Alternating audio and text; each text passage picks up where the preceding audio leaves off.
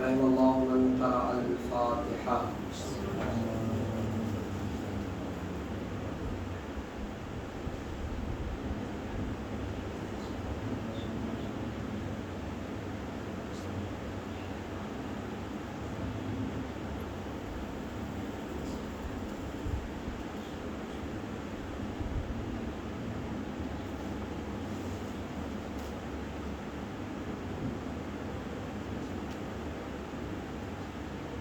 لا حول ولا قوة إلا بالله العلي العظيم.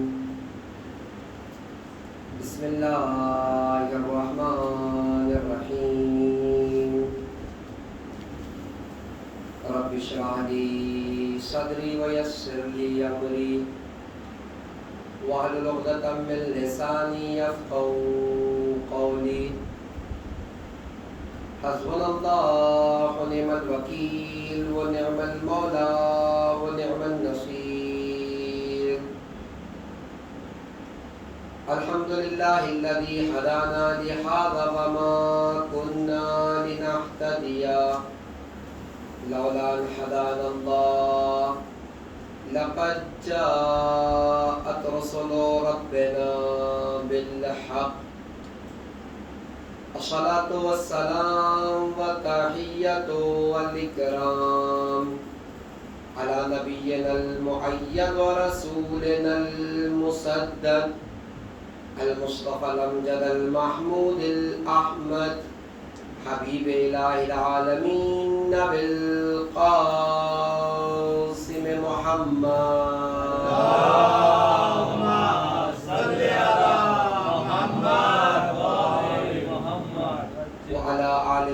الطيبين الطاهرين المعصومين ولعنة الدائمة على أعدائهم ومعاندهم وظالمهم وغاصب حقوقهم ومنكري فضائلهم وشاكين فيهم أجمعين. أما بعد فقد قال تبارك وتعالى في القرآن الكريم وفرقان الحميد. بسم الله الرحمن الرحيم. يا أيها الرسول بلغ ما أنزل إليك من ربك فإن لم تفعل فما بلغت رسالته والله يعصمك من الناس إن الله لا يهدي القوم الكافرين. اللهم صل على محمد وآل محمد. عزیزان گرامی قدر، معزز و محترم سامعین کرام، ولایت اور کربلا کے عنوان سے گفتگو آپ کی خدمت میں پیش کی جا رہی ہے، اور اس عنوان کے لیے جس آیہ کریمہ کو سرنامہ سخن قرار دیا گیا ہے، سورہ مبارکہ مائدہ کی آیت نمبر 67 جس میں ارشاد باری اقدس ہو رہا ہے، یا ایھا الرسول بلغ ما انزل الیک من ربک. اے رسول اس پیغام کو پہنچا دیجئے جو پیغام تمہارے پروردگار کی طرف سے تمہاری تک پہنچایا جا چکا ہے.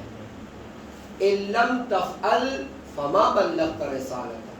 اور اگر تم نے یہ کام نہیں کیا تو گویا رسالت کا کوئی کام انجام نہیں کیا.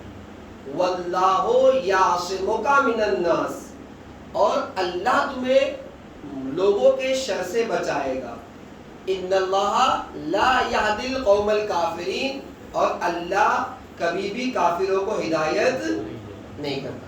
اب دیکھیں کل جو گفتگو ہماری پہنچی تھی اس آیت کے ضمن میں یہ تھی کہ کیوں پروردگار عالم کہہ رہا ہے ان لم تفعل فما بلغت رسالتہ، کہ اگر آپ نے یہ کام نہیں کیا تو گویا رسالت کا بھی کوئی کام انجام نہیں دیا. گفتگو یہی سے شروع تھی کہ ولایت ہماری بقا کا راز ہے، اور نہ صرف ہماری بقا کا راز ہے بلکہ رسالت کی بقا کا بھی راز ولایت ہے. کیوں ایسا ہے؟ میں نے کہا تھا دو وجہ. پہلی وجہ آپ کی خدمت میں پیش کی کہ امت کا اور نبی کا جو رشتہ ہوتا ہے یہ ٹرسٹ اور بھروسے کا رشتہ ہوتا ہے. اگر ہمارے درمیان کا یہ ٹرسٹ اور بھروسے کا رشتہ ختم ہو گیا تو ہمارا نبی کا کوئی رشتہ باقی نہیں رہ جاتا. آپ لوگ مل جل کے صدا میں محمد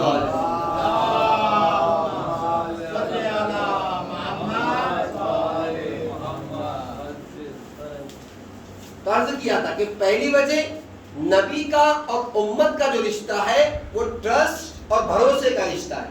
اگر یہ رشتہ ختم ہو گیا تو کوئی رشتہ باقی نہیں. لہذا ضرورت ہے کہ ہمارا بھی رشتہ رسول کی ذات پر، نبی کی ذات پر ویسے ہو جیسے زید بن ثابت انصاری کا تھا. ہے نہیں کہ اللہ کے رسول اگر آپ کہہ رہے ہیں کہ آپ نے خریدا ہے تو خریدا ہوگا. لیکن آج کیا ہوتا ہے، اللہ کے رسول کی حدیث ہمارے سامنے ہو تو ہم 100 آرگیومنٹ پیش کرتے ہیں. ارے مولانا حدیث تو سچی بھی ہوتی ہے، جھوٹی بھی ہوتی ہے، ارے یہ تو ہے بھی کہ نہیں، کس کتاب میں ہے.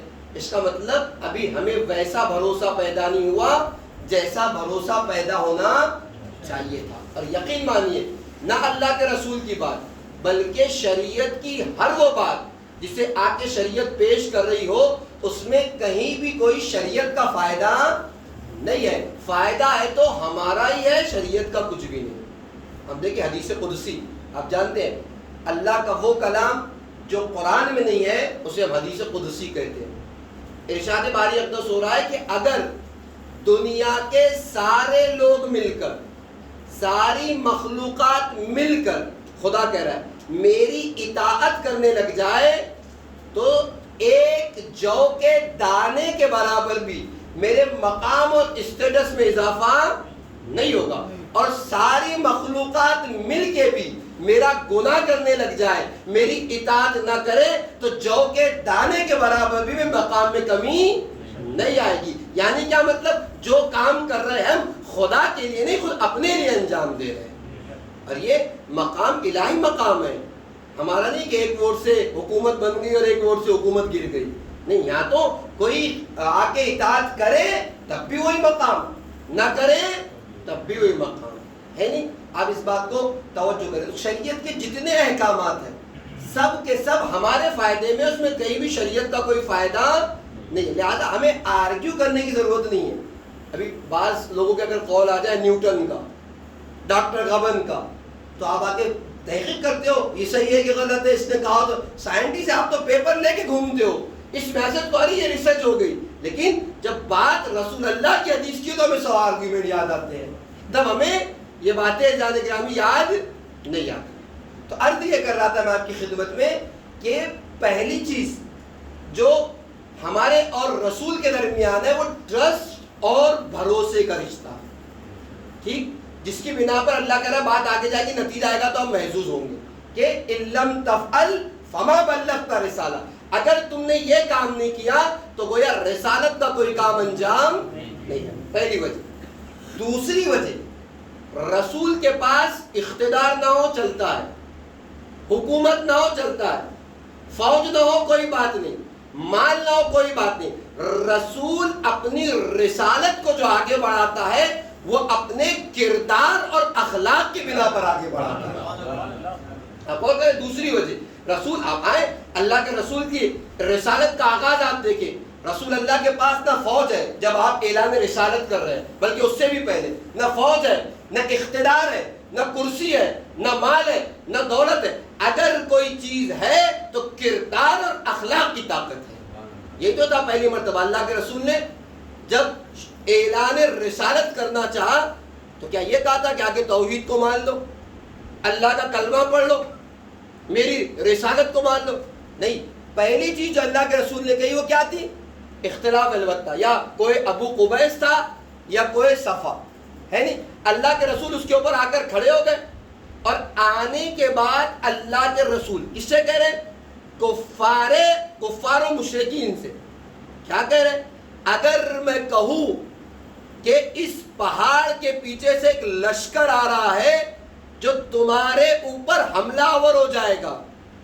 بہت توجہ کیجئے گا، اپنوں کے درمیان کہنا آسان ہے، ایسوں کے درمیان اللہ کے رسول یہ بات کہہ رہے ہیں، ان لوگوں سے یہ بات کہہ رہے ہیں جو کافر ہیں، مشرک ہیں، یا آسان لفظوں میں کہوں جن کا عقیدہ بھی برا ہے کردار بھی برا ہے نہیں. ایک بات پیش کروں, آپ دیکھیں کچھ قومیں ہوتی ہے جن کا عقیدہ بہت اچھا ہوتا ہے لیکن کردار بہت برا.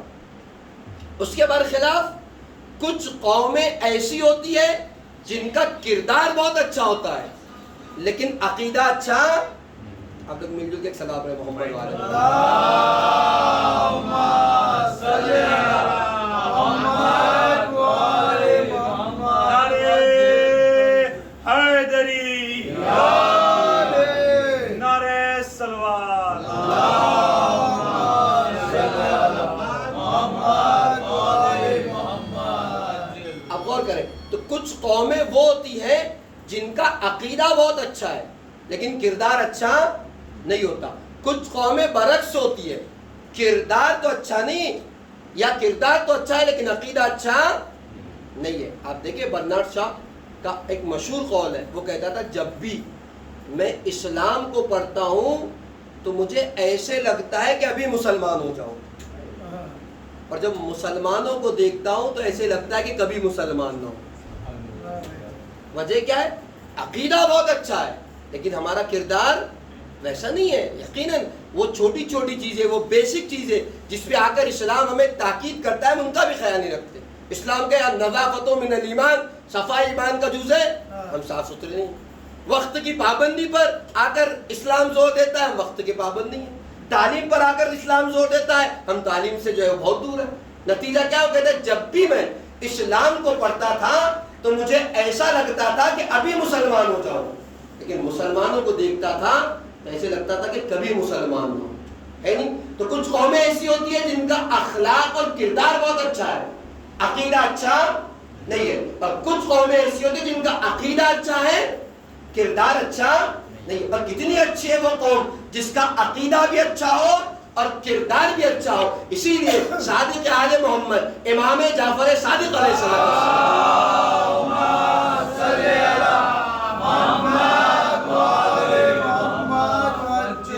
ارشاد فرماتے کہ اے کاش ہمارے چاہنے والوں کا جیسا عقیدہ ہے ویسے ان کا کردار بھی ہو جاتا تو کتنا اچھا تھا.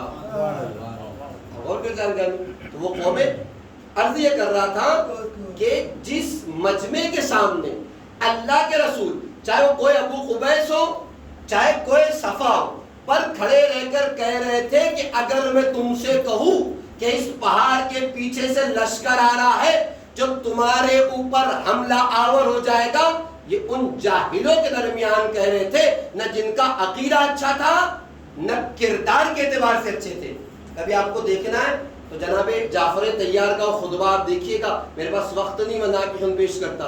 جب آپ اسلام کا پہلا ڈیلیگیشن جو ہے وہ ہجرت کر کے نجاشی کی طرف گیا, یعنی افریقہ کی طرف گیا تھا, تو اس زمانے میں حبشہ کی طرف, اس زمانے جناب جعفر طیار کی قیادت میں گئے. جناب جعفر طیار امیر کائنات کے بڑے بھائی شہزادی زینب کے سسر اور خسر ہے نہیں. ان کا خطبہ پڑھ انہوں نے بتایا کہ لوگ کس مزاج کے تھے, ان کی زندگیاں کیا تھی. جہاں جناب جعفر طیار کی نماز بہت مشہور ہے, نماز جعفر طیار, ویسے آپ کا خطبہ بھی بہت زیادہ مشہور ہے, جنہوں نے اسلام سے پہلے عرب کی جاہلیت کا ایک نقشہ کھینچا. خیر, تو اتنے برے لوگ تھے کہ نہ ان کا عقیدہ اچھا نہ کردار اچھا, اتنے جھوٹے, اتنے برائیوں میں پڑے ہوئے. اس کے باوجود اللہ کا رسول یہ کہہ رہا ہے کہ اگر میں تم سے کہوں کہ اس پہاڑ کے پیچھے سے ایک لشکر آ رہا ہے جو تم پر حملہ آور ہو جائے گا تو کیا تم میری بات مان لو گے؟ کیا کہا تھا؟ یا رسول اللہ مان لیں گے. اگر میں ہوتا تو خوش ہوتا کہ لوگ میری بات مان رہے ہیں, لیکن کل جیسے اللہ کے رسول نے کراس کوشچن کیا تھا, آج بھی کراس کوشچن کیا, خوش نہیں ہوئے بلکہ یہ سوال کیا کہ کیوں مان لو گے کہ اس پہاڑ کے پیچھے سے لشکر آ رہا ہے جو تمہارے اوپر حملہ آور ہوگا، جبکہ تمہاری آنکھوں نے لشکر کو دیکھا نہیں، تمہارے کانوں نے لشکر کی آہٹ سنی نہیں، تم نے لشکر کے آنے کو محسوس نہیں کیا۔ تو ایک مرتبہ یہ کفار اور مشرکین، میں نے کہا جن کا کردار بھی برا، عقیدہ بھی برا، وہ کہہ رہے تھے یا رسول اللہ کئی دن سے، کئی سالوں سے آپ کے ساتھ ہے، نہ آپ کو برا کرتے دیکھا ہے نہ غلط بولتے دیکھا ہے۔ یعنی کیا؟ یہی تو کہہ رہے تھے یا رسول اللہ آپ صادق بھی ہے، امین بھی ہے۔ صادق کہتے ہیں قول کے سچے کو، امین کہتے ہیں عمل کے سچے کو، اور دونوں باتیں جس میں جمع ہو جائے اسے شریعت کی زبان میں معصوم کہا جاتا ہے۔ غور کریں، یا رسول اللہ آپ صادق بھی ہے، آپ امین بھی ہے۔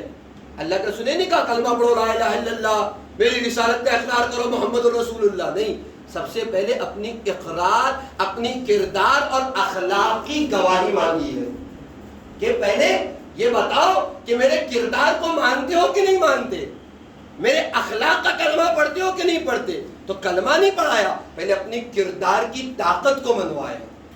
اصل بات کیا پیش کر رہا تھا کہ دوسری وجہ قرآن کیوں کہہ رہا ہے ان لم تفعل فما بلغت رسالہ، اللہ کا رسول یا کوئی بھی نبی جب دین کو پہنچاتا ہے تو اس کے پاس نہ اسلحہ ہوتا ہے، نہ فوج ہوتی ہے، نہ طاقت ہوتی ہے، نہ اقتدار ہوتا ہے، وہ اپنے کردار اور اخلاق کی بنیاد پر اپنے رسالت کے کاموں کو انجام دیتا ہے۔ میں بات کو آگے بڑھنے سے پہلے کہوں، آپ مجھے بتائیے کیا یہ ان کفار و مشرکین کا درس نہیں؟ اللہ کے رسول کہہ رہے تمہاری آنکھیں نہیں دیکھ رہی، تمہارے کان نہیں سن رہے، پھر بھی تم میری بات کیوں مانو گے؟ وہ کہہ رہے تھے یا رسول اللہ ہماری آنکھ دیکھے نہ دیکھے ہمیں آپ کی آنکھوں پر اعتبار ہے، ہمارے کان سنے نہ سنے آپ کے کانوں پر اعتبار ہے۔ آج ہمارا عالم کیا؟ اللہ کا رسول آگے کہا کہ یہ کھانا حرام ہے، تم نہیں دیکھ رہے اس کے اندر کیا برائی ہے، لیکن میری آنکھیں دیکھ رہی ہیں۔ تو ہمیں 100 سوالات پیدا ہوتے ہیں، یہاں کیوں حرام ہے، ایسے کیوں نہیں ہے، ویسے کیوں؟ اللہ کے رسول کہے یہ مت سنو، میرے کان سن رہے کہ اس کے اندر برائی ہے۔ ہمیں آگے کئی سوال ہوتے کیوں نہیں سنے، فلاں جائز ہے، فلاں قسم کی ایسی والی سن لے۔ نتیجہ کیا ہے؟ نتیجہ مطلب یہ کہ ابھی ہمیں رسول کی آنکھوں پر ویسے بھروسہ نہیں جیسے بھروسہ ہونا چاہیے، رسول کے کانوں پر ویسے بھروسہ نہیں جیسے ہونا چاہیے۔ نتیجہ کیا ہے؟ اصل بات یہ ہے کہ اللہ کا رسول یا کوئی بھی نبی جب اپنے دین کو، اپنے پیغام کو، اپنی ہدایت کو آگے بڑھاتا ہے تو اپنے کردار کی بنا پر آگے بڑھاتا ہے۔ دو باتیں یاد رکھیے گا، میں نتیجہ دوں گا تو آپ کی سمجھ میں آئے گا کہ آیت نے کیوں کہا ان لم تفعل فما بلغت رسالہ۔ میں نے کہا تھا ولایت بقائے انسانیت نہیں بلکہ بقائے رسالت بھی ہے، ہماری بقا نہیں بلکہ رسالت کی بقا بھی ہے۔ وجہ دوسری چیز، رسول اپنی طاقت کو، رسول اپنی ہدایت کو کردار اور اخلاق کے ذریعے سے منواتا ہے۔ آپ دیکھیں کتنی تاریخیں میں آپ کی خدمت میں پیش کروں کہ جب رسول کو، کسی بھی نبی کو ایسے لگا ہو کہ میری زبان کا اعتبار ختم ہو جائے گا، میرے کردار کا اعتبار ختم ہو جائے گا، تو نبی رسول کسی سے نہیں گھبراتا، لیکن ایسے وقت پر ایک لمحے کے لیے نبی خوف زدہ ہو گیا ہو کہ اب کیا ہوگا اگر میرا اعتبار چلا گیا۔ تاریخ دیکھیں، جناب عیسیٰ علیہ السلام ایک وقت اپنے حواریوں کے ساتھ، اپنے ساتھیوں کے ساتھ ایک مقام سے گزر رہے ہیں۔ کیا دیکھا؟ ایک گھر میں خوشی کا ماحول ہے، بچے بڑے سب اچھے کپڑے پہن کر خوش ہیں۔ اللہ کے رسول نے، نبی اللہ نے پوچھا یہ خوشی کی وجہ کیا ہے؟ کہ یا نبی اللہ اس کے گھر میں، ان کے گھر میں ان کے بچے کی شادی تھی، آج یہ نئی دلہن اپنے گھر لے کر آئے ہیں، اس شادی کی خوشیاں منا رہے ہیں۔ نبی خدا جناب عیسیٰ نے کہا کہ انسان کتنا مجبور ہے کہ اسے یہ بھی نہیں پتا کہ کل اس کے ساتھ کیا ہوگا۔ کسی شاعر کا شعر ہے، آگاہ اپنی موت سے کوئی بشر نہیں، سامان 100 برس کا ہے پل کی خبر نہیں۔ یعنی کیا کیا جمع کرتا ہے انسان۔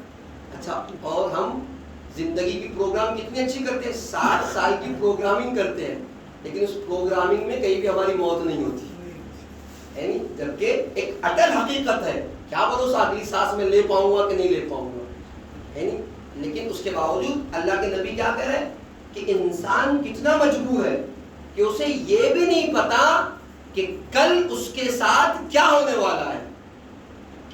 ایسی بات ہے، عام لوگ تو ہماری یا ساتھی ہے رسول کی کہ نبی خدا کہنا کیا چاہتے ہیں؟ تب کہنا یہ چاہتا ہوں کہ آج جس دلہن کے لانے کی بنا پر اس گھر میں خوشی ہے، کل اسی کے مر جانے کی بنا پر گھر میں غم منایا جا رہا ہو۔ حواری نے سنا، اللہ کے نبی نے کہا، آگے بڑھ گئے، تاریخ کہتی ہے دن گزر گیا، دوسرا دن جب آیا تو آپ کا کوئی ساتھی اس علاقے میں کسی کام سے گیا، وہ دیکھنے نہیں گیا تھا کہ نبی اللہ کی بات صحیح ہے کہ نہیں ہے، کسی کام سے گیا تھا۔ اب جو اس گھر کے پاس سے گزرا تو ایسی خوشیاں منائی جا رہی ہے، ویسا ہی ماحول ہے، وہی چہچہاہٹ، وہی جو ہے وہ بچوں کی آوازیں۔ دوڑتا ہوا نبی خدا کے پاس آیا، اللہ کے نبی ایک لگائے کوئی چیز پڑھ رہے تھے، امام کی چیز کو تکرار کر رہے تھے، سلام کیا، السلام علیکہ یا روح اللہ۔ جناب عیسیٰ نے جواب دیا، کہا معاف کیجیے گا، میں آپ کی بات کی تصدیق کرنے نہیں گیا تھا، لیکن اس جگہ سے آیا جس گھر کے لیے کل آپ نے کہا تھا کل اسی گھر میں غم منایا جا رہا ہوگا، میں دیکھ کے آ رہا ہوں کہ آج بھی اسی گھر میں ویسی خوشیاں منائی جا رہی ہیں۔ اگر کوئی اور ہوتا تو کہتا ٹھیک ہے کوئی بات نہیں، خوشیاں منائی جا رہی، لیکن تاریخ کے جملے ہیں، فوراً اٹھے جگہ سے اور اپنی ابا کو لیا، کاندھے پہ ڈالا، اپنے عصا کو لیا، کہا اکیلے نہیں، جتنے لوگ ساتھ میں سب کو لیا۔ کیوں یہ کام رسول اللہ کر رہے ہیں، نبی اللہ کیوں یہ کام کر رہے ہیں؟ اس لیے کہ نبی اپنے پیغام کو اپنے کردار اور اخلاق سے بنواتا ہے۔ اگر آج زبان کا اعتبار ختم ہو گیا تو چھوٹی چھوٹی باتیں بڑے مسائل تک لے کر جائے گی۔ آج چھوٹی بات غلط ہو گئی تو کل بڑی بڑی باتیں لوگ نہیں مانیں گے۔ فوراً چل سب کو لے کر آئے اور آنے کے بعد اس گھر کے دروازے پر ٹھہر گئے۔ ٹھہرنے کے بعد کہتے ہیں کہ اس مکان کا مالک کون ہے جو بڑا ایسے بلایا جائے؟ وہ بلایا گیا۔ بلانے کے بعد اللہ کے رسول نے کہا، نبی اللہ نے، کہ ہم آپ کی بہو سے ملاقات کرنا چاہتے ہیں۔ اب دیکھیں بہت غور طلب بات ہے، جبکہ روایتوں اور احادیث کے اعتبار سے نبی جو ہے، ایک صلوات پڑھیں آپ لوگ مل جل کے محمد والے،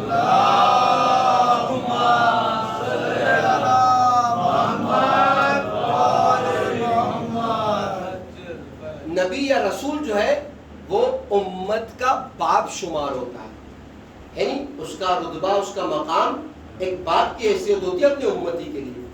لیکن اللہ کے نبی ہے، اس کے گھر جا کر اس سے کہہ رہے ہیں کہ ہم آپ کی بہو سے ملنا چاہتے ہیں، کیا اجازت ہے؟ اجازت ہے۔ تو پردے میں ہے بھی کہ نہیں ہے؟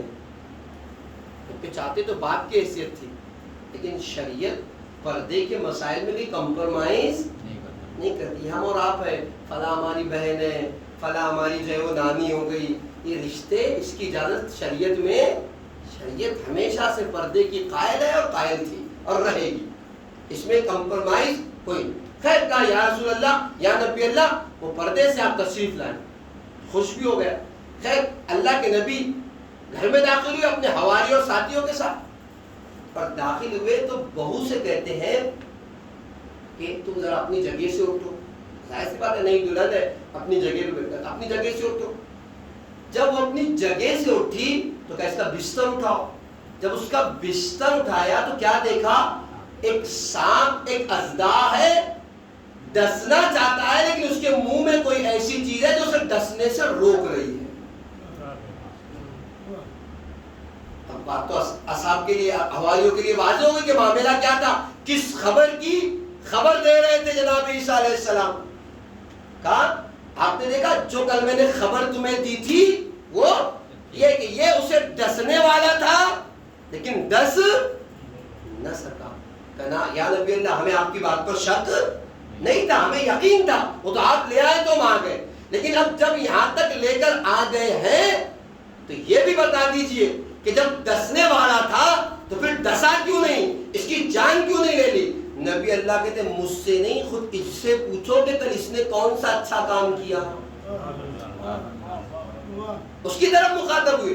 وہ کہتی کل جب میں اس گھر میں نئی گھر میں آئی, یعنی میرا موضوع نہیں مطلب پیش کرتا کہ جب صدیقہ طاہرہ جناب فاطمہ الزہرا سلام اللہ علیہ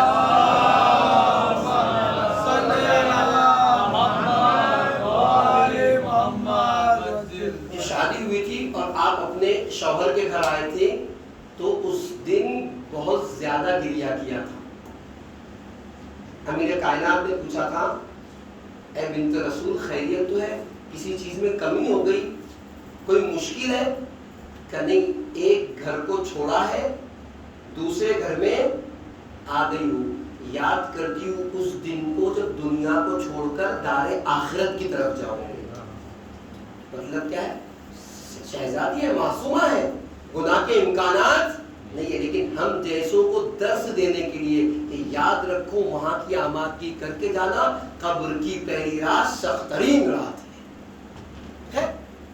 کہا کہ کل جب میں اس گھر میں رخصت ہو کے آ گئی اور سب لوگ اپنی خوشیوں میں مشغول تھے, میں ایک دلہن تھی جو اپنے جگہ پر بیٹھی ہوئی تھی.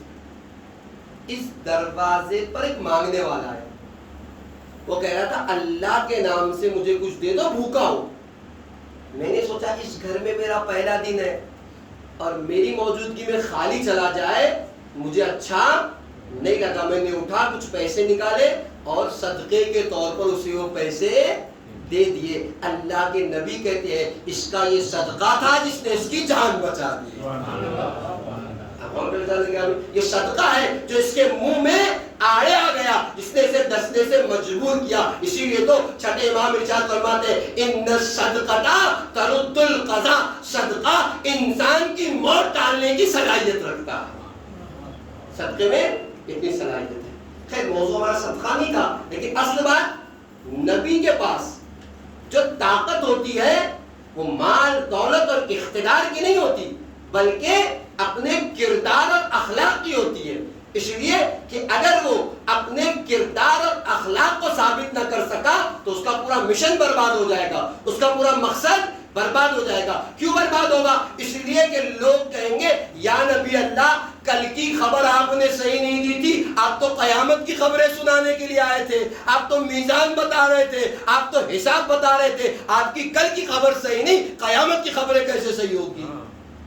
لہذا نبی جب اپنی بات کو منواتا ہے تو اپنے کردار اور اخلاق کی بنا پر. اور میں نے کہا کسی چیز سے خوف زدہ نہیں ہوتا, لیکن اگر اسے ایسا لگے کہ میرا کردار خراب ہو جائے گا, میری زبان خراب ہو جائے گی, تو خوف زدہ ہو جاتا ہے. آپ تاریخ اٹھا کے دیکھیے نماز غفیلہ, الحمدللہ بہت سے لوگ ہماری قوم میں پڑھتے ہیں, جو نہیں پڑھتے ہیں میں ان کی خدمت میں عرض کروں 2 رکعت نماز ہے, مغرب اور عشاء کے درمیان پڑھی جاتی ہے.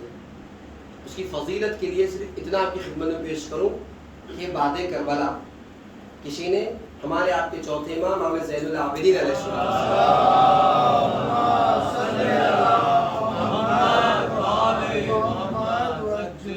سے پوچھا تھا کہ مولا کیا یزید جیسے گنہگار کو بھی خدا معاف کر سکتا ہے؟ تو امام نے کہا تھا ہاں معاف کر سکتا ہے اگر وہ نماز غفیلہ پڑھے, یزید جیسا گنہگار. اگلا جملہ امام نے کیا کہا تھا؟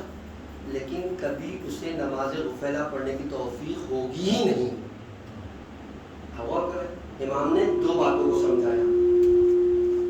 ایک نماز غفیلہ کی فضیلت, کتنا بڑا گنہگار کیوں نہ ہو معافی کے چانسز اگر پڑھ لے تو, لیکن اگر انسان گنہگار ہے تو اسے اس کی توفیق بھی نہیں ہو سکتی. لہذا اگر کوئی توفیق کر لے جائے تو بڑی بات ہے. خیر نماز غفیلہ سے ربط ہی ہے کہ اس میں جو آیتیں پڑھی جاتی ہیں, پہلی رکعت میں سورہ حمد کے بعد, دوسری رکعت میں وَظَنُّوا إِذَا ذَهَبَ الْمُغَاضِبُونَ کر کے, یہ جو آیتیں ہیں اگر آپ کو پتا ہو تو یہ آیتیں وہ آیتیں ہیں جن کی تکرار جناب یونس علیہ السلام نے مچھلی کے پیٹ میں کی تھی. اور اس کا ایک مشہور و معروف جملہ لا الہ الا انت سبحانک لا الہ الا انت انی کنت من الظالمین. یعنی پروردگارا تیری تسبیح ہے، تیرے علاوہ کوئی معبود نہیں، ظلم تو میں نے اپنے اوپر کیا. یعنی یہ جملہ بھی بہت اہمیت کا حامل ہے. چھٹے امام امام جعفر صادق علیہ السلام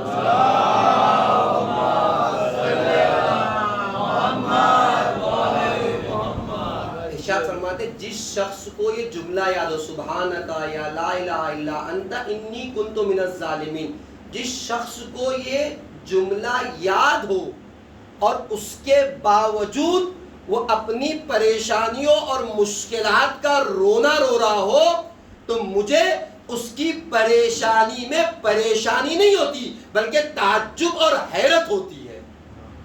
میں واضح کروں، سخت ہے بات لیکن میں واضح کروں گا تو آپ کو سمجھ میں آئے گا کہ کسی کی پریشانی میں پریشان ہونا کیا ہے اور کسی کی پریشانی میں حیرت اور تعجب کا اظہار کرنا کیا ہے. فرض کریں آپ کا ایک پڑوسی ہے جس کے پاس گاڑی نہیں ہے. ایک رات آپ سوئے بستر پہ، 1-2 بجے کا وقت ہے، دروازہ کھٹکھٹاتا ہوا پڑا ہے. خیریت رات کے 2 بجے آپ دروازہ کھٹکھٹا رہے ہیں، کیا بتایا بھائی صاحب میری بچے کی طبیعت بہت زیادہ خراب ہے، آپ کے پاس گاڑی ہے، اس وقت کوئی گاڑی نہیں ملے گی، آپ میرے اوپر رحم کریں اور میرے بچے کو جلدی سے ہاسپٹل پہنچائیں. آپ پریشان ہوں گے کہ نہیں ہوں گے؟ دراصل آپ کو بھی تکلیف ہوگی کہ بھئی یہ آدمی پریشانی میں، آپ اس کی مدد کریں گے، آپ اس کی پریشانی میں اظہار پریشانی کریں گے اور لے جائیں گے آپ اسے. ایک اور پڑوسی ہے جس کے پاس گاڑی ہے اور وہ آ کے ایک بار 2 بجے آپ کے دروازے پہ دق الباب کرے، ڈور بیل بجائے اور کہے کہ بھائی صاحب میرے بچے کی طبیعت خراب ہے، اسے ہاسپٹل میں لے کر چلو. اب آپ پریشان ہوں گے کہ آپ کو تعجب ہوگا؟ تعجب ہوگا نا. اس کے پاس گاڑی نہیں تھی ٹھیک ہے آپ پریشان ہوئے، آپ کو جو اس کی پریشانی کا احساس ہوا، لیکن اب آپ یہ پریشان نہیں ہوں گے، حیرت اور تعجب کا اظہار کریں گے کہ اپنی گاڑی رکھے ہوئے ہے پھر بھی استعمال نہیں کرنا چاہ رہا ہے. امام کہہ رہے ہیں جس شخص کو یہ جملہ یاد ہو لا الہ سبحانک یا لا الہ الا انت انی کنت من الظالمین، اس جملے کو کسی نے حفظ کر لیا ہو اور پھر بھی اپنی پریشانی کا رونا رو رہا ہو تو اس کی پریشانی میں ہمیں پریشانی نہیں ہوتی، تعجب ہوتا ہے کہ ساری مشکلات کی چابی اس کے پاس موجود ہے پھر بھی اس سے استفادہ نہیں کر رہا ہے. چابی رکھے ہوئے ہیں مشکلات کو حل کرنے کی، پریشانیوں کو دور کرنے کی، لیکن پھر بھی جملے کی تکرار کر کے اپنی مشکلات کو حل نہیں کر رہا. لہذا امام کہتے ہیں میں پریشان نہیں ہوتا بلکہ حیرت ہوتی ہے کہ چابی ہے پھر بھی استفادہ نہیں کر. خیر اصل بات جو پیش کرنی ہے، اصل بات سے یہ باتیں جو درمیان میں جو آتی رہتی ہے کہ نبی کی طاقت کردار کی طاقت ہوتی ہے جس کے ذریعے سے وہ اپنے کار تبلیغ کو انجام دیتا ہے. جناب یونس نبی خدا کیوں گئے مچھلی کے پیٹ میں؟ تاریخ تو آپ نے سنی ہے نا. اپنی قوم والوں کو کئی سال تک خدا کی طرف بلاتے رہے، کئی بار بلایا قوم والے سنتے ہی نہیں تھے. کئی سال کی تبلیغ کے بعد صرف 2 لوگ آپ کے اوپر ایمان لے کر آئے تھے. اس میں ایک عابد تھا اور ایک عالم.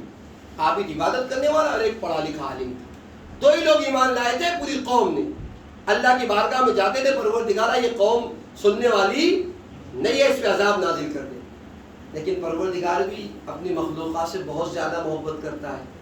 میرا موضوع تھا تو آپ کی خدمت میں پیش کرتا کہ اتنی آسانی سے عذاب بھی نازل نہیں کرتا ہے. نہیں جناب نوح نے جب عذاب کا مطالبہ کیا تھا کئی بار کر چکے تو کہا تھا اے نوح کھجور کے درخت لگاؤ. جب درخت آمادہ ہوئے تو کہا اس کی لکڑیاں کاٹو اور غور کرے جنگا میں، اور لکڑیاں کٹوائی نہیں معلوم کشتی بنوائی. خیر اتنی وقت لیا. یا ایک مقام پر روایتیں کہتی ہے کہ جناب نوح علیہ السلام سے پروردگار نے کہا تھا ایسا کرو کچھ مٹی کے برتن بناؤ. جب مٹی کے برتن بن گئے تو کہا پروردگار تیرے حکم کی تکمیل ہو گئی، کہا توڑ دو. کہا پروردگار جب توڑوانا ہی تھا تو بنوایا کیوں تھا؟ آواز خداوند دیا ہے نوح چھوٹے سے برتن بنائے تھے تو توڑتے ہوئے تکلیف ہوتی ہے اور اتنی بڑی مخلوق کو کہتے یوں عذاب میں مبتلا کر کے ختم کر دوں. کتنی محبت کرتا ہے اپنی مخلوق سے. خیر کئی مرتبہ جناب یونس نبی خدا اللہ کے پاس پروردگارا یہ قوم سننے والی نہیں ہے، اس پہ عذاب نازل نازل کر. پروردگار کہتے ہیں کچھ دن اور تبلیغ کرو شاید اب سدھر جائے کچھ دن، اس لیے کہ خدا اپنے بندے سے بہت رحم جو ہے محبت کرتا ہے. خیر جب پروردگار عالم دیکھا کہ بار بار جناب یونس آ رہے اور قوم بھی سننے کا نام نہیں لے رہے، پر کوئی بات نہیں، آپ اس بستی کو چھوڑ کر چلے جاؤ، 3 دن کے اندر اس بستی پر عذاب نازل ہو جائے گا. قرآن نے تذکرہ کیا، وہی آیتیں جو آپ نماز غفلہ میں پڑھتے ہیں، پورا تذکرہ قرآن میں موجود ہے. جناب یونس نبی خدا اپنے دونوں ساتھیوں کے پاس آئے، عابد کے پاس آئے کہ 3 دن میں بستی پہ عذاب ہونے والا ہے، بستی چھوڑ کے جانے کا حکم ہے، آپ میرے ساتھ چلو. عابد جناب یونس کے ساتھ ہو لیا. عالم کے پاس آئے، عالم نے کہا نبی خدا آپ جائیں، میں اسی بستی میں رہوں گا، جو بھی مصلحت خداوند اسی بستی میں رہوں گا. اب تاریخ کہتی ہے جناب یونس نبی خدا بستی چھوڑ کر چلے گئے، ساتھ میں عابد ہے، عالم وہیں رہ گئے، چلے گئے. اب جب 3 دن گزر گئے تو ظاہر سی بات ہے ان کو پتا تھا کہ عذاب آنے والا ہے. اب بستی کی طرف پلٹے یہ سوچتے ہوئے کہ سب میسمار ہو گیا ہوگا، سب تباہ اور برباد ہو گیا ہوگا، ساری بستی خراب ہو گئی.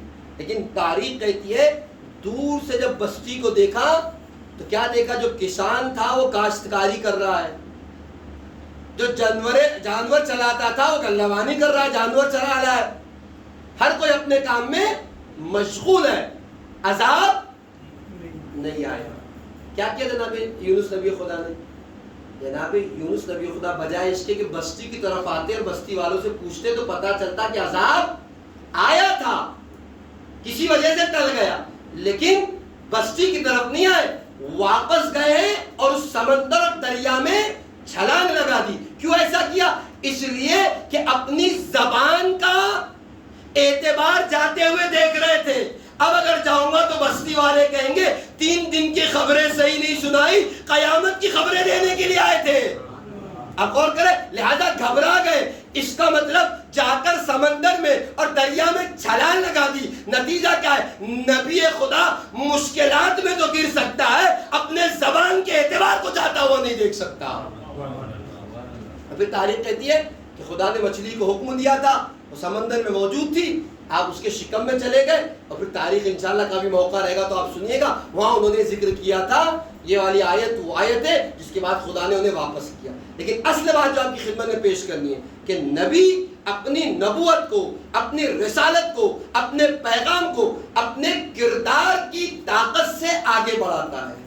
اور میں کہا نبی مشکلات میں تو گر سکتا ہے لیکن اپنے زبان کا جاتا ہوا اعتبار نہیں دیکھ سکتا.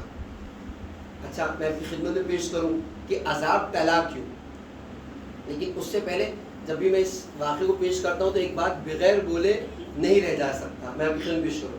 ایک اعتراض ہے جو سالہ سال سے ہمارے اوپر کیا جاتا ہے اور کیا جائے گا، اور اس کے جوابات ہمارے علماء نے پیش کیے ہیں اور اس سے اچھے پیش کرتے رہیں گے. اعتراض کیا ہے؟ محرم ہے اسلامی کیلنڈر کا پہلا مہینہ، اور کہتے ہیں کہ جس کے سال کا آغاز رونے سے ہو رہا ہو اس کا سال بڑا بابرکت کیسے ہو سکتا ہے. اعتراض ہے، ہوتا ہے. ہم جوانوں کے آتے ہیں سوشل نیٹ ورکنگ سے تو یوں معاملات جو ہے وہ خراب کیے جا رہے ہیں، عقیدہ جو ہے وہ خراب کیے جا رہے ہیں. گزارش بھی جوانوں سے کہ آپ واٹس ایپ اور سوشل نیٹ ورکنگ کے جوابات سوشل نیٹ ورکنگ سے دینے کی کوشش نہ کریں، کتابیں پڑھنے کے عادی بنے اور مدلل جواب دینے کے عادی رہیں. جیسے آپ فون اٹھا کر دیکھیں، جیسے قرآن اٹھائیے، نہج البلاغہ اٹھائیے، دوسری کتابوں کو دیکھنے کی بھی عادی رہیے. خیر سال بلا بابرکت کیسے ہو سکتا ہے؟ نیا سال کا آغاز ہے، بعض لوگ تو مبارکباد بھی ڈالتے ہیں نیا سال مبارک. اب تو یہ بھی ایک جو ہے وہ ٹرینڈ چل رہا ہے. تو جس کے سال کا آغاز رونے سے ہوا ہو، بھلا کیا اس کا سال بھی بابرکت ہو سکتا ہے؟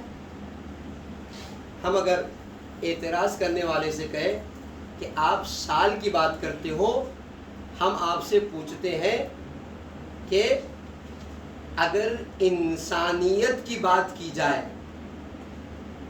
اگر انسانیت کا پوچھا جائے تو جناب آدم علیہ السلام جب جنت جیسے مقام سے زمین پر آئے تھے تو ہنستے ہوئے آئے تھے یا روتے ہوئے آئے تھے؟ ساری کتابیں اٹھا دیجیے امت مسلمہ کی، نبی خدا جب آسمان سے چلے ہیں جنت جیسے مقام سے تو روتے ہوئے آئے تھے. صرف اختلاف اس بات پہ ہے، بعض علماء کہتے ہیں اس لیے رو رہے تھے کہ جناب حوا سے بچھڑ گئے تھے، اپنی زوجہ سے بچھڑ گئے تھے اس لیے گریا کر رہے تھے. بعض لوگ کہتے ہیں نہیں، اس لیے نہیں گریا کر رہے تھے، جنت جیسے مقام سے خدا کے قرب سے نکال دیے گئے تھے لہذا گریا کر رہے تھے، لہذا رو رہے تھے. کسی بھی وجہ سے رو رہے ہو لیکن یہ بات طے ہے کہ آئے تھے تو روتے ہوئے زمین پر آئے تھے. آپ سال کی بات کرتے ہو، آپ بتائیے جس انسانیت کا آغاز روتے ہوئے ہوا ہو وہ انسانیت بھی بابرکت ہو سکتی ہے. نہیں اتنی بات، شاید اعتراض کرنے والے کو اس بات کا پتہ بھی نہیں کہ خود وہ بھی دنیا میں آیا تھا تو روتا ہوا آیا تھا. سال کی کیا بات ہے، اس کی زندگی کا آغاز بھی، اگر کوئی ڈاکٹر ہوگا تو میری بات کی تائید کرے گا، جب بچہ دنیا میں آتا ہے نا، اور اگر خدا نہ کرے کوئی بچہ دنیا میں آنے کے بعد پیدا ہونے کے بعد روئے نا، اگر کوئی ڈاکٹر ہے تو تائید کرے گا، ڈاکٹرز اسے رلاتے ہیں، سوئی چباتے ہیں، چمٹی کاٹتے ہیں تاکہ بچہ روئے. آپ جا کے ڈاکٹر سے پوچھئے کہ ڈاکٹر صاحب اس بچے کو رلایا کیوں جا رہا ہے؟ ڈاکٹر کہتے ہیں کہ جب تک روئے گا نہیں پتا کیسے چلے گا زندہ ہے کہ نہیں ہے. اس کا مطلب بات واضح ہو گئی، جو قومیں رویا کرتی ہے زندہ ہوا کرتی ہے، جو نہیں روتی وہ مردہ ہوا کرتی ہے. پیش کروں گا آپ کی خدمت میں، زبانی دعویٰ نہیں ہے، حدیث سے پیش کروں گا کہ رونا زندگی کی علامت ہے. لیکن پہلے یہ تو ثابت کر دوں کہ ہر رونا نحوست کی علامت نہیں ہوتا، کبھی کبھار رونا برکتوں کی علامت بھی ہوا کرتا ہے. ہوا کیا؟ جناب یونس چلے گئے اپنے ساتھی عابد کو لے کر، 1 اور 2 دن نہیں گزرے تھے کہ آسمان پر عذاب کے آثار نمودار ہوئے. سیاہ آندیاں چلنے لگی، پورا اندھیرا ہی اندھیرا ہو گیا، اور بستی والے یہ سمجھ گئے کہ جو بات نبی خدا کہہ کے گئے اس کے مطابق عذاب آنے والا ہے. اب کیا کر سکتے ہیں؟ کہ نبی خدا تو گئے، ساتھ میں عابد بھی چلا گیا. لوگوں نے کہا کوئی حل نہیں، ان کا ایک ساتھی عالم ہے جو نہیں گیا، چلو چل کر اس سے پوچھتے. ایک ہی اللہ، اور ہوتا بھی ہے جب آدمی مصیبتوں میں پڑتا ہے تو پھر جو کہو ماننے کے لیے تیار ہے. نہیں کبھی موضوع بنے گا تو آپ پیش کریں گے. اس بار ہم نے اشرف کربلا ہماری مشکلات کا حل، کہ مشکلات آتی کیوں اور کربلا سے اس کا حل کیسے، پھر کبھی انشاءاللہ توفیق رہے گی تو آپ پیش کریں گے. تو انسان جب مصیبتوں میں گرتا ہے تو اسے اللہ یاد آنے لگتا ہے، دوڑتے ہوئے عالم کی خدمت میں آئے، پر آنے کے بعد کہتے ہیں کہ یہ آثار دیکھ رہے ہو؟ کہاں دیکھ رہے؟ کہ عذاب آئے گا. کہاں آئے گا؟ کچھ حل تو بتاؤ. اتنے دن سے نبی خدا بلا رہے تم نے مانی نہیں ان کی، وہ نبی خدا ہے، ہو ہی نہیں سکتا ان کی بات غلط ہو. ٹھیک ہے نہیں مانی، غلطی ہو گئی، اب تو جان پر بن پڑی ہے، تم ہی کوئی حل بتا سکتے ہو، کوئی راستہ بتاؤ کہ ہماری جان بچ جائے. عالم نے کہا دیکھو مجھے کچھ پتا نہیں، لیکن جو پتا ہے وہ میں بتاتا ہوں، عمل کرو، ہو سکتا ہے جان بچ جائے. کیا کرو؟ سب اپنے اپنے گھروں کو چھوڑ دو اور جنگل اور صحرا میں نکل جاؤ. اچھا، اور نکلو نہیں بلکہ ہر بچے کو اس کی ماں سے جدا کر دو، حتیٰ جانوروں کے بچوں کو بھی ان کی ماں سے جدا کر دو. اس عالم میں کہ بچے بلبلا رہے ہو، رو رہے ہو، اور تم لوگ بھی اپنی پیشانیوں کو زمین پر رکھو. اتنا رونا، اتنا رونا، اتنا رونا کہ جب تک آیا ہوا عذاب ٹلتا نہ دکھائی دے. تاریخ نے لکھا، جیسے عالم نے کہا تھا، میں نے کہا جب جان پر آتی ہے تو جو کہا جائے انسان ماننے کے لیے تیار ہے. صحرا میں آ گئے، سر کو زمین پر رکھا، پیشانی کو زمین پر رکھا، گر گرانا شروع کیا. ادھر بچے رو رہے ہیں، ادھر جانور چلا رہے ہیں. اتنا روئے کہ آیا ہوا عذاب ٹلتا ہوا دکھائی دیا. تو آپ بتائیے عذاب ٹلا تو اسی رونے سے ٹلانا، اس کا مطلب یہ ہے کہ ہر رونا نحوست کا سبب نہیں ہوتا. اگر رونا حق ہو تو برکتوں کا سبب ہو جایا کرتا ہے. اگر رونا برحق ہو تو نحوستوں کا نہیں برکتوں کا سبب بن جایا کرتا ہے. اور تاریخ میں کیا لکھا؟ عذاب ڈر گیا. جب تیسرے دن نبی خدا آئے ہیں تو دیکھا کہ عذاب نہیں ہے، لہذا جا کر آپ کی خدمت پیش کیا کہ شکم ماہی میں چلے گئے. آپ نے غور کیا؟ تو جو قومیں رویا کرتی ہے وہ قومیں زندہ ہوا کرتی ہیں، جو نہیں روتی وہ مردہ ہوا. دلیل کیا ہے؟ امیر بیان، امیر کائنات حضرت علی ابن ابی طالب علیہ السلام.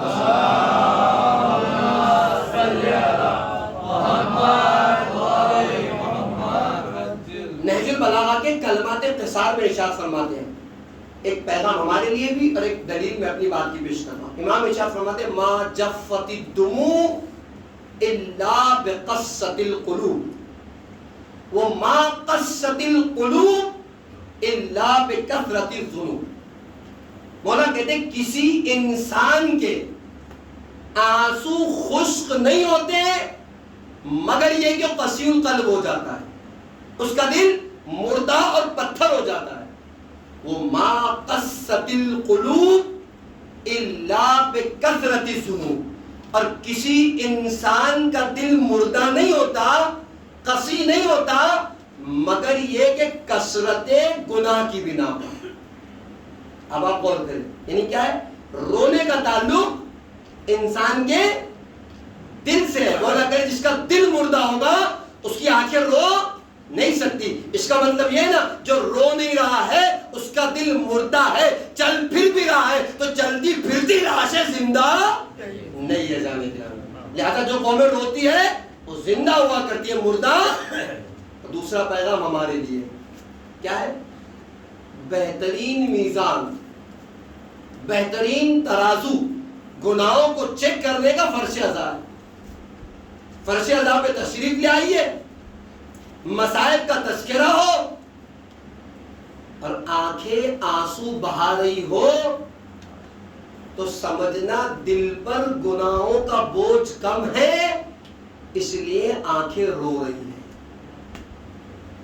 لیکن اگر رونے کی کوشش کرے ثواب تو مل ہی جائے گا. اس لیے کہ امام کہتے ہیں من اب کا اور تباہ کا صورت بھی بنائے تو ثواب ہے. لیکن اگر آنکھیں نہیں رو رہی ہے اس کا مطلب گناہوں کا بوجھ زیادہ ہے، دل قسی ہو گیا ہے، آنکھیں رو نہیں پا رہی. اور سب سے اچھی جگہ فرش ازا ہے. یہیں اسی فرش ازا پر استغفار اور توبہ کرنے کی ضرورت ہے کہ پروردگارا میرے گناہوں کو معاف کر دے کہ جس کی بنا پر میرا دل قسی ہو گیا ہے. میں رونا چاہ رہا ہوں لیکن میری آنکھوں سے آنسو. اس لیے کہ امیر کا ما جفت الدموع الا بقصۃ القلوب. دل مردہ نہیں ہوتا، پتھر نہیں ہوتا. اگر دل پتھر ہوتا ہے تو کہہ رہے کہ آنسو خشک ہو جاتے ہیں. اور دل پتھر کیوں ہوتا ہے؟ مولا کہتے ہیں کثرت گناہ کی بنا پر. ان کا بہترین مقام فرش ازا ہے. آئیے مصائب کے ذریعے سے اپنے آپ کو چیک کیجیے. آنکھیں رو رہی ہیں تو سمجھنا گناہوں کا بوجھ ہلکا ہے، لہذا آنکھیں رو رہی ہے. اور اگر نہ رو سکے تو استغفار اور توبہ کرنے کی ضرورت ہے. پروردگارا امام حسین کے صدقے میں میرے گناہوں کو بخش تاکہ میری آنکھیں رو سکے، میں عبد اللہ حسین پہ گریا کر سکوں، اس حسین پہ گریا کر سکوں جس کے لیے وقت کا امام کہہ رہا ہے میں صبح اور شام اپنے جد امجد پر آنسو بہاتا ہوں اور جب آنسو ختم ہو جاتے تو خون کے آنسو بہاتا ہوں. اس لیے کہ مصیبت اتنی سخت مصیبت تھی جس کا اندازہ ہم اور آپ نہیں لگا سکتے. اور آپ محسوس کریں، اسی لیے میں نے اس دن بھی کہا تھا امام سجاد بارہ کہتے ہیں الشام الشام الشام، بازار شام، دربار شام، زندان شام. کیا ٹوٹ گئی اہل بیت پر شام میں. امام وقت رو رہے ہیں تو شام کا تذکرہ کر کے، امام سجاد گریا کر رہے ہیں تو شام کا تذکرہ کر کے. آنے والے نے منہاج کوفی نے یہ تو کہا تھا نا مولا شہادت تو آپ کی میراث ہے، بھلا آپ کیوں گریا کر رہے ہیں، کب تک روئیے گا، کتنا روئیے گا. تو امام نے یہی تو کہا تھا منہاج یقیناً شہادت تو ہماری میراث ہے لیکن کیا ماؤں بہنوں کا بے مقرر ہو جانا، بازاروں میں پھرایا جانا، شرابیوں کے مجمع میں لے جایا جانا، تماشائیوں کے مجمع میں کھینچا جانا. اے منہاج کا یہ بھی ہماری میراث ہے۔ ارباب ادا، کل بازار کا ایک منظر آپ کی خدمت میں پیش کیا تھا، ایک لمحہ آپ کی خدمت میں اور پیش کروں، گفتگو تمام ہو جائے گی۔ جی ہاں، سعد ساعدی ہے، کہتے ہیں میں بازار میں جب داخل ہوا، اسیروں کے لٹے ہوئے قافلے کو دیکھا، کل پیش کر چکا ہوں، 4 چادریں لا کے دی تھی، لیکن وہ چادریں بھی نیزے کی انیوں سے چھینی گئی، اور چھینی نہیں گئی، جب چھینے جا رہے تھے تو نیزہ کسی بیوی کے پہلو میں جا کر چبا تھا، تو بیوی نے کہا تھا واہ محمدہ، واہ علیہ، واہ پاسا، واہ حسینہ کی صدا، اور وہ کوئی اور نہیں، علی کی چھوٹی بیٹی جناب ام کلثوم تھی جس کے پہلو میں نیزہ لگا تھا۔ سعدی کہتے ہیں جب انہوں نے دیکھا کہ چادریں میں نے دی ہے، مجھے بھی زدکوب کیا، مجھے بھی مارا، اس کے بعد میں وہاں سے آگے بڑھا، ابھی چند ہی قدم بڑھا تھا، عجیب منظر میں نے دیکھا، ایک جوان ہے جو سر سے پیر تک بیڑیوں میں جکڑا ہوا ہے، لوہے میں جکڑا ہوا ہے۔ اللہ اللہ، یقیناً کوئی اہل بیت کے گھرانے کی فرد ہے۔ میں قریب گیا، جانے کے بعد کا السلام علیکہ، آپ کے اوپر سلام ہو۔ امام نے جواب دیا وعلیکہ السلام، من انتا؟ ایک مرتبہ میں نے پوچھا آپ کون ہے؟ اس قیدی نے آواز دی انا علی ابن الحسین، میں حسین کا بیٹا علی ہوں۔ اللہ اللہ، جملہ سنو گے ارباب ادا، مقاتل کہتے ہیں، صالح سعدی کہتے ہیں میں نے دیکھا کہ مصیبت کا عالم یہ تھا کہ ایک پیر اٹھاتے تھے، ایک پیر زمین پر رکھتے تھے، ایک پیر اٹھاتے تھے، ایک پیر زمین پر رکھتے تھے۔ کہا مولا یہ کیا معاملہ ہے؟ کہا پیر کی بیڑیا ہے، گوشت میں پیوست ہو گئی ہے، اتنی تکلیف دیتی ہے کہ پیر زمین پر رکھا نہیں جاتا۔ اجرکم اللہ، اللہ آپ کو کسی غم میں نہ رلائے۔ اس کے بعد صالح سعدی کہتے میں نے دیکھا کہ جب امام کچھ تھک سے گئے نا تو ذرا سا بیٹھنا چاہا، ابھی ذرا بیٹھے نہ تھے، ایک شقی تعزیانہ لے کے آگے بڑھا، تعزیانہ برسا کے کہتا ہے تمہیں بیٹھنے کی اجازت نہیں ہے۔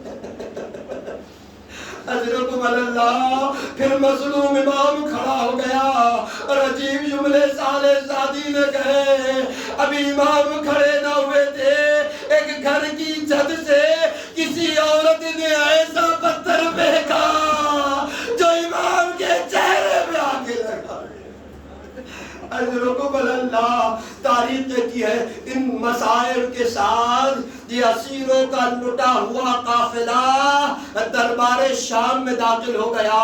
بس مسائل تمام کر رہا ہوں۔ مختل کہتا ہے اس ملعون کو، جب یزید ملعون کو سر امام حسین دیا گیا نا، اس نے دشت میں سر لیا، اس کرسی اور تخت کے نیچے رکھا جس پر بیٹھا ہوا تھا، ہاتھ میں چھڑی لی، دندان مبارک امام حسین پر مارتا جاتا تھا، گستاخی کرتا جاتا تھا۔ ایک صحابی رسول تھے، برداشت نہ کر سکے، اے یزید یہ کیا کر رہا ہے؟ ان آنکھوں نے دیکھا ہے، یہ وہی لب ہے جس میں رسول اللہ بوسہ دیا کرتے تھے، یہ وہی چہرہ ہے جسے رسول اللہ چوما کرتے تھے۔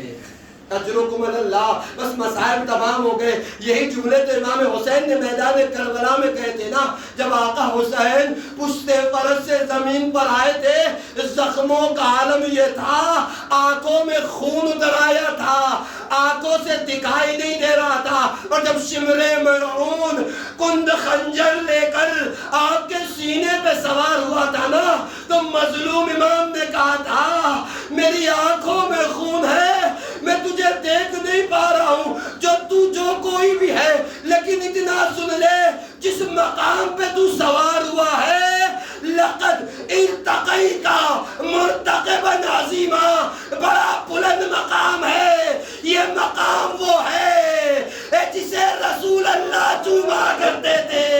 میرے گریبان کے بٹن جا کر کے گلے سے سینے تک اللہ کا رسول بوسہ لیا کرتا تھا، لیکن ہارے امت رسول اسی گلے پر کند خنجر چلا دیا گیا۔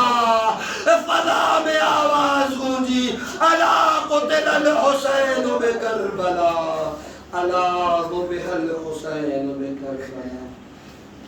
ألا لعنة الله على القوم الظالمين سيعلم الذين ظلموا أيام منقلب ينقلبون إلهي بحق الزهراء وأبيها وبالها وبنيها سر المستوطفیہ پروردگارہ ہمارے آنسو کو رومال شہزادی میں جگہ عنایت فرما، ہمارے آنسو کو تسکین شہزادی کا ذریعہ قرار دے، قلب نازنین امام کو ہم سے راضی و خوشنود فرما، امام کی دعاؤں میں ہمیں شامل حال فرما، غیبت امام میں اپنی ذمہ داریوں کو پورا کرنے کی توفیق کرامت فرما۔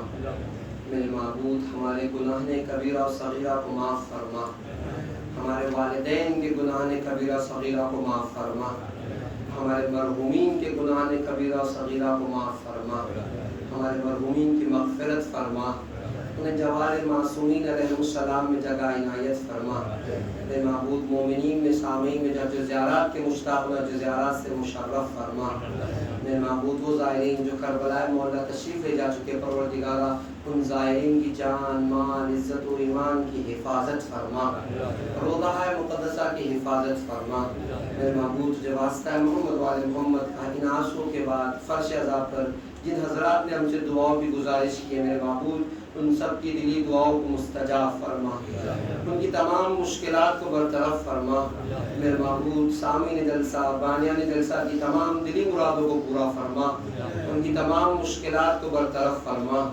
میرے معبود ان آنسوں کے بعد جو دعائیں رہ گئی اسے قبول و مستجاب فرما، جو دعائیں دل میں لے کر آئیں اسے قبول و مستجاب فرما۔ اہم ترین دعا ہے میرے معبود منتقم خون امام حسین یوسف دہا امام زمانہ کے ظہور میں تعجیل فرما، امام کے مخلص غلاموں میں ہمارا شمار فرما۔ ربنا تقبل منا انک انت السمیع العلیم۔